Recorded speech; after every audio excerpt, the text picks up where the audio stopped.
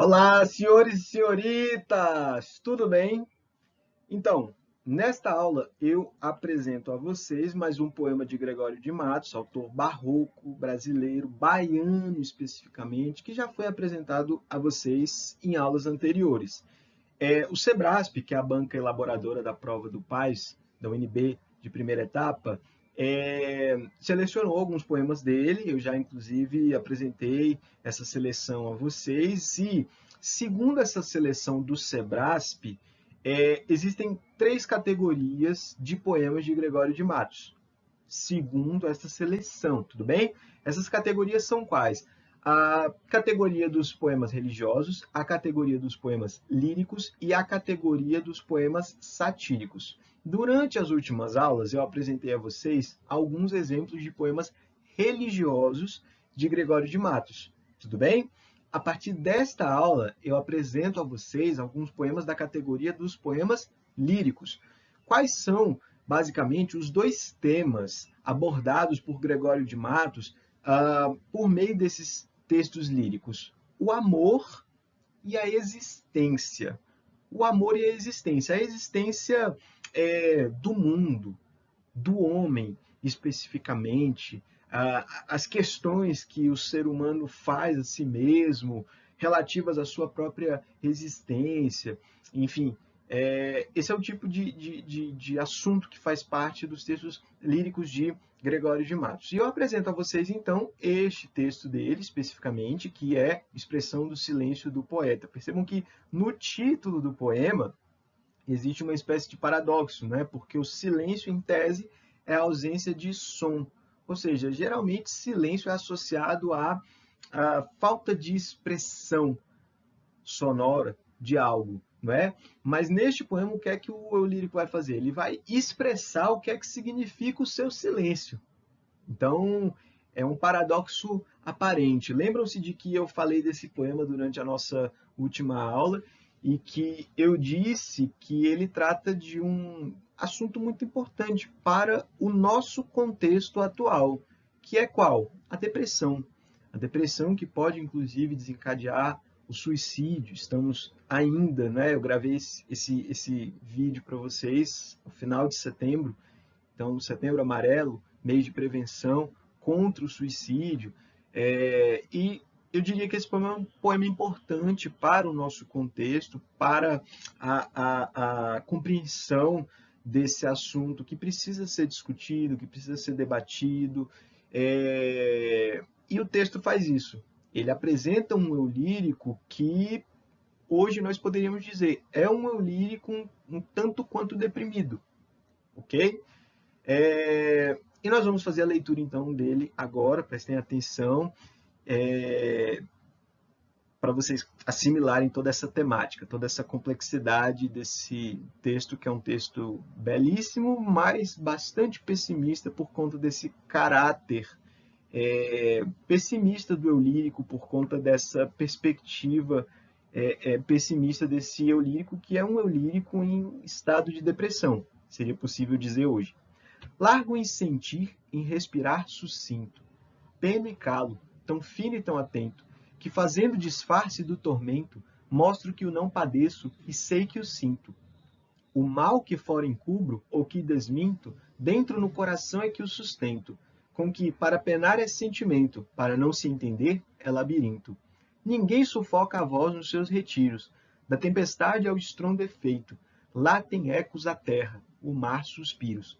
Mas ó do meu segredo, alto conceito, pois não chegam a vir à tona os tiros dos combates que vão dentro do peito. Gustavo, eu não entendi nada deste poema. Calma, analisemos estrofe a estrofe este poema.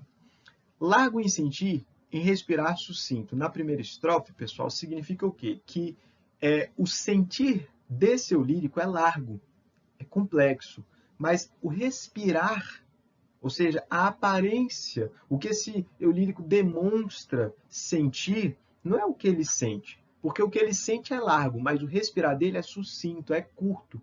Percebam que já existe uma antítese, não é, entre essas expressões largo e sucinto. O sentir dele, os sentimentos dele dentro de si são complexos. Mas ele demonstra essa complexidade? Não, ele não demonstra essa complexidade, pessoal. E isso é algo que incomoda muito esse eu lírico, a sua incapacidade de se expressar, uma angústia, uma tristeza, ambas profundas, complexas, que ele tem dentro de si. Vejam o que ele diz no segundo verso: peno e calo. Peno no sentido de penar, de sofrer. Eu sofro e calo. Ou seja, eu sofro dentro de mim, mas eu consigo expressar isso? Não consigo. Por isso, peno e calo. Então, fique então atento que, fazendo disfarce do tormento, mostro que eu não padeço e sei que o sinto. Então, eu sei o que eu sinto dentro de mim, mas eu consigo mostrar aquilo que há de sofrimento dentro de mim? Não. Ele mostra que não padece, que não sofre nada, por nada. Ok? Então, por fora a aparência de bem-estar, mas por dentro, esses sentimentos complexos e que corroem o interior desse eu lírico. Na segunda estrofe ele vai dizer: o mal que fora encubro, o que desminto, dentro no coração é que o sustento. Então, há dentro, no coração, no meu coração, diria o eu lírico, um mal que eu sustento, que eu guardo dentro de mim, mas eu consigo encobrir esse mal, porque eu não demonstro. Por fora, a aparência de bem-estar. Por dentro, um mal-estar devastador. É o que esse eu lírico sente. Ok?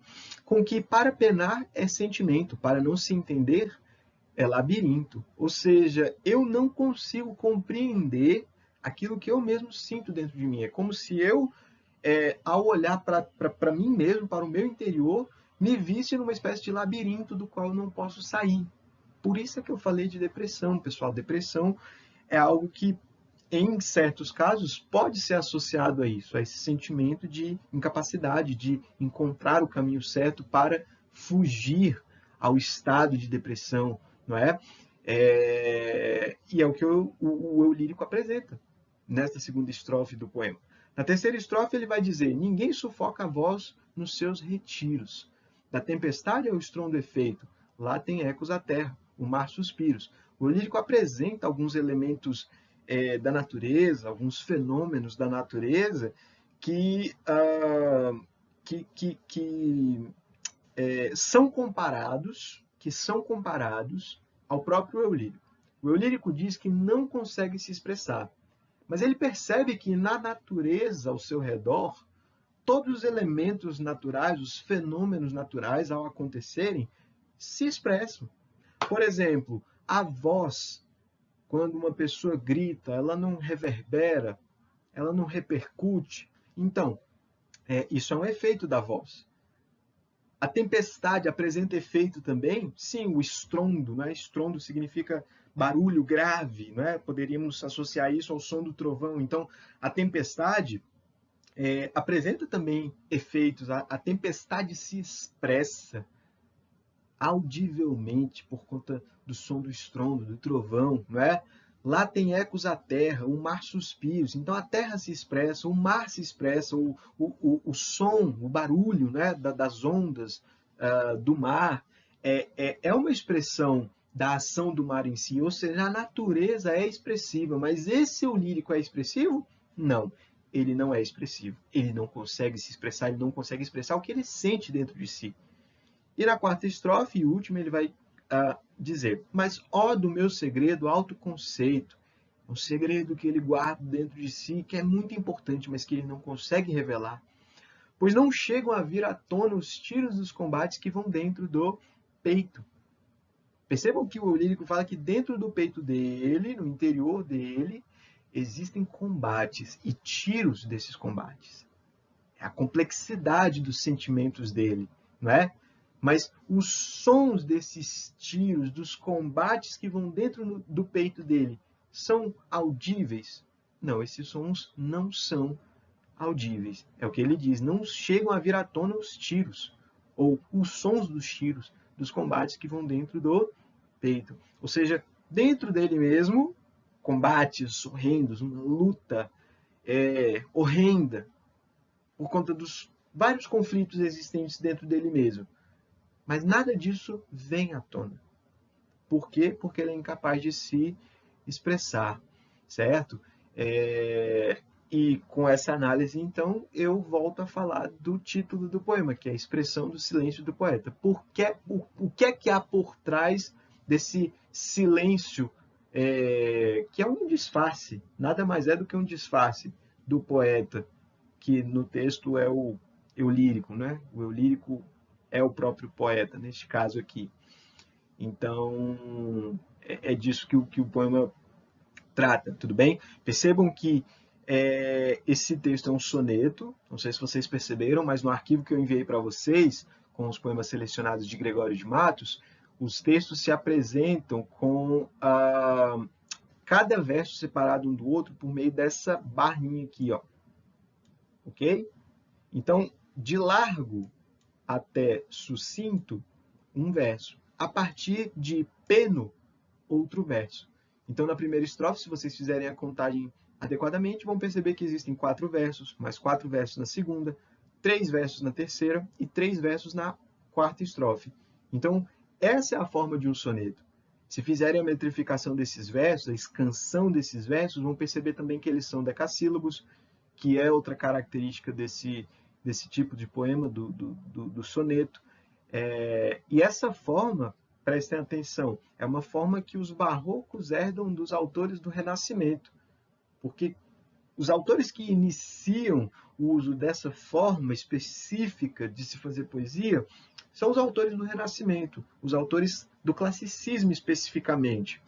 Então, o barroco é uma escola diferente do classicismo, mas que conserva um dos elementos do classicismo, que é a forma do soneto em si. Então, existem muitas diferenças entre barroco e classicismo, barroco e renascimento, mas o uso do soneto é algo que se mantém de uma escola literária para outra, de um movimento literário, de um período literário para outro. Quero destacar isso para vocês. Ok, pessoas?